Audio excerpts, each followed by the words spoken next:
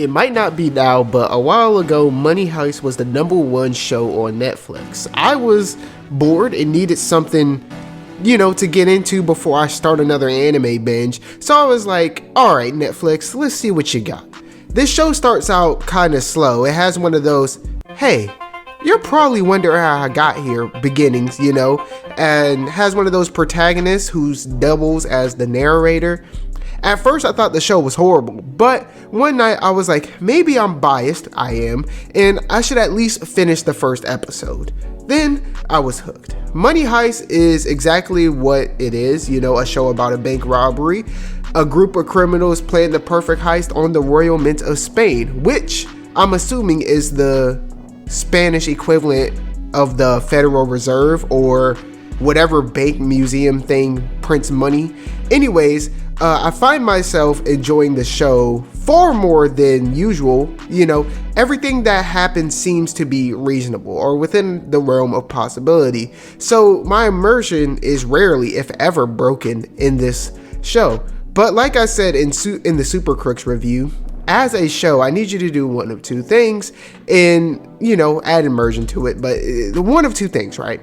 Number one, give me a new perspective on something. Give me like a new layer of thought, Death Note nailed it, Code Geass nailed it, so on and so forth. Number two is to keep me guessing. I need to constantly be asking myself, how are you going to pull this off? What are you going to do next, And it's best if I have no idea, but it also works if I have several ideas of how you're going to do this. 7 Seeds nails this. And this is also where Money Heist shines at best. Speaking of which, Netflix, let me talk to you.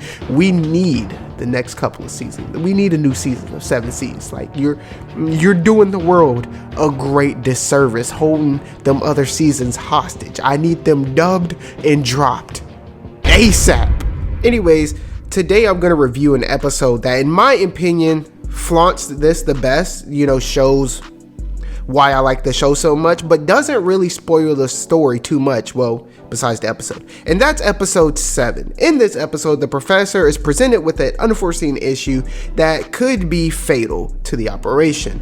The car they used to scout out the mint and the car that was stolen for extracurricular activities was discovered by the police. And the problem is, besides the obvious, the car was given to Helsinki. And his job was, he was given 1,000 euros to go to a junkyard and watch them crush the car. Emphasis on watch them crush the car. Helsinki, I gave you 1,000 euros.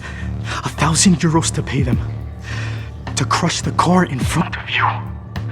Helsinki, what are fingerprints? Prints?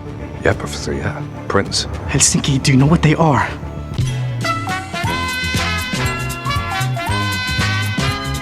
It's insane how Helsinki is a war veteran and knows the basics to treating wounds, but he doesn't know what fingerprints are. Nonetheless, the professor needs to get rid of this car, otherwise everyone who's been inside of it will be identified and it will be a huge shit show. Nonetheless, so the professor arrives at the junkyard and it's about to get nifty, okay? He's sneaking around, but then he gets caught by the junkyard dude. I'm just gonna call him the yard master. Anyways, the professor gets in a near-death situation, but in the middle of that, he gets in the world's most awkward situation. Chance. Try something new. Don't get me wrong. By something new, she just meant a social life. So that is... Quick tangent. I hate this, okay? Not her as an actor, but the character she plays, Same thing with Arturo. I hate that motherfucker. He gets on my nerves. If you've seen the show, you can probably guess why. But anyways, back to the junkyard. The professor trades his death trap for another one, a big ass dog. The breed looks to be part pit or full pit. It's one of those tiger dogs. I don't fucking know. But anyways, we gotta pause the battle between the pit, the yard master, and the professor because it cuts to Tokyo and Rio bonding and whatnot. Which, if you're into shipping, which is relationships and shows and movies and whatnot, the ship between her and Rio is pretty good. They were scouting cameras in the bank in this flashback scene. Then Rio went all Cancun.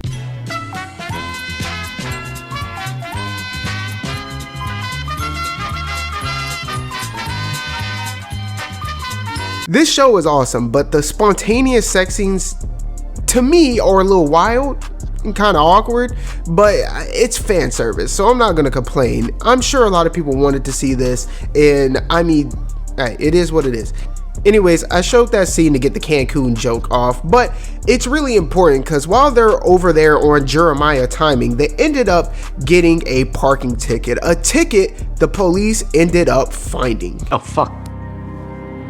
The parking.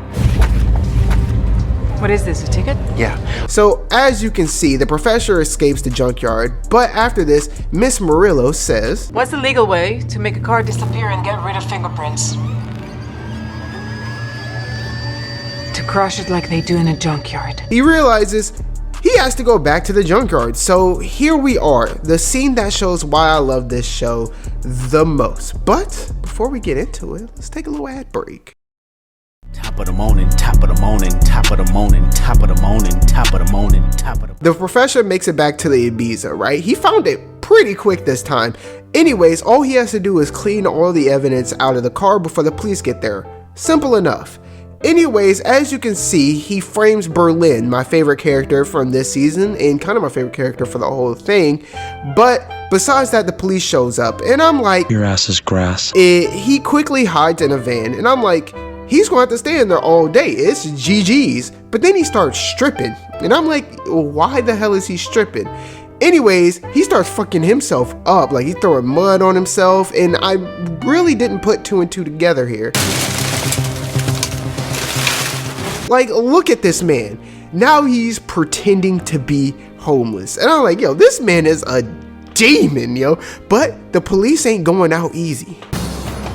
Check out what that guy's doing here. So once again, I'm like, yo ass is grass. But then, one final touch to win the game. So he did what he had to. bro, that is dedication. This man gave himself a nosebleed, put alcohol in his eyes, and pissed himself to get away from the cops. Hell no, he's something else. But this is why I like this show so much. It really masters suspense, but in a reasonable way. Most live action shows I see end up breaking the immersion by either having people break character or, break character to create situations, or have situations completely unrealistic to the bounds that they set.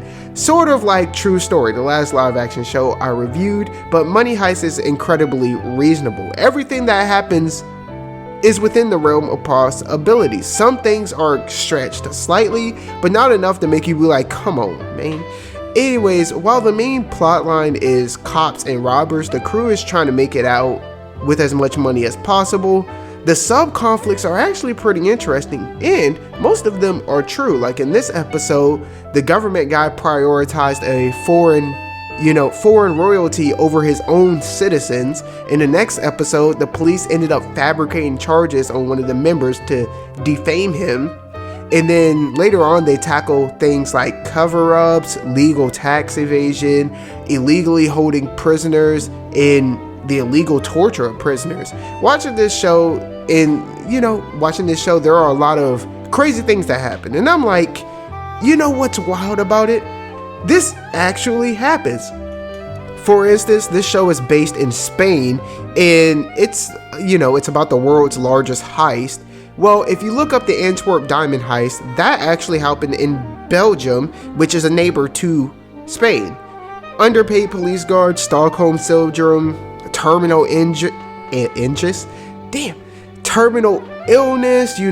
LGBT. This show is fantastic. It covers just about everything. And I'm biased against live action shows, so that says it enough. If I enjoyed it, and I don't really like live action shows, I don't know what else to say, as I feel like this episode, the episode I presented, showed all the things I like about the show. And this episode is just the tip of the iceberg. There are 5 seasons of Money Heist, but in honesty, the show has 2 parts. The first 3.5 seasons pertain to this robbery,